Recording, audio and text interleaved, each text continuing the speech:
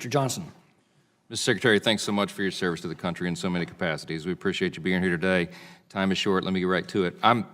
As a Louisianian, I'm very grateful that the budget doesn't call for an outright elimination of GOMESA, but it does threaten the security of this critical funding for Louisiana by way of the Public Lands Infrastructure Fund proposal.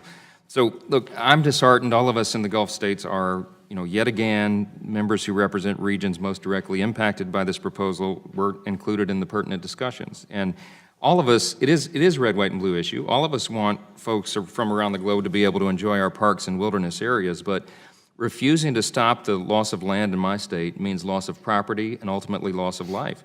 And none of us should pretend that this shifting of revenues and resources can be justified. I mean, you gave a SEAL analogy in the beginning in your opening statement. To use that analogy, the Gulf Coast is our front line. We're talking about hurricane preparedness, flood risk mitigation, coastal restoration, all that's urgent. You acknowledged a few moments ago, you've seen yourself, you noted that a football field of land is being lost every single hour. So in your testimony and the subsequent budget documents you provided this committee, you highlighted the significant contribution that oil and natural gas revenues generate. Onshore production, on the other hand, pales in comparison. So I just want us to be clear and honest today. I know you will be. The revenue for your fund is going to be coming from offshore to fund interior. And we shouldn't pretend that wind and solar are going to be picking up the check for the department's deferred maintenance. It's just not going to happen. So here's the question. You say that the infrastructure fund proposal will not affect GOMESA funding at all. I think you've said or implied that today. The problem is that the issues are with the baseline projections. We haven't been given any numbers, specific numbers, that were used to establish the baseline in the bills, even as late as this afternoon. So how do you respond to that concern? The baseline, of course, it will require Congress. Our proposal had, if you go back to 2008, Interior made about $18 billion just in offshore, and thank you for that. When we took office, that number was about 2.6.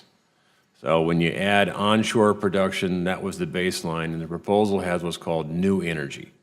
But to your point, you were exactly correct. It does not affect GOMESA. It is net dollars going into Treasury. So GOMESA, LWCF, and there are other states, shares, and all that is just net dollars going to Treasury. So if Congress changes the portfolios, the different types of programs from oil and gas, it would be whatever is left over net into Treasury. Half of that goes back to address our backlog and maintenance. We think, given projections, that we can catch up in as much as 8 years with favorable conditions, but it's also all energy. It is different than LWCF or GOMESA because we look at a trend, and we'll see on the March leasing sale what the level of interest is. Because as you know, drilling for oil off the coast has greater risk. The market tends to move towards less risk, higher returns. The shale plays in Texas, in New Mexico, in the Bakken still remain strong, as well as innovation in renewables. The East Coast is going gangbusters on renewables, and we are all the above. I support renewables too. I get that. I'm running out of time. Senator Alexander was quoted March 11th in a National Journal article saying that both the National Park Restoration Act and the National Park Service Legacy Act of 2017 should be considered in committee. Both pieces of that legislation would threaten GOMESA funding as well. Do you agree with the senator that those bills ought to be considered? Like everything in Congress, everything should be on the table. I think what's in the president's budget, given that I was a congressman, GOMESA is important to a lot of my friends and members, and that's why our proposal left those programs in Congress intact.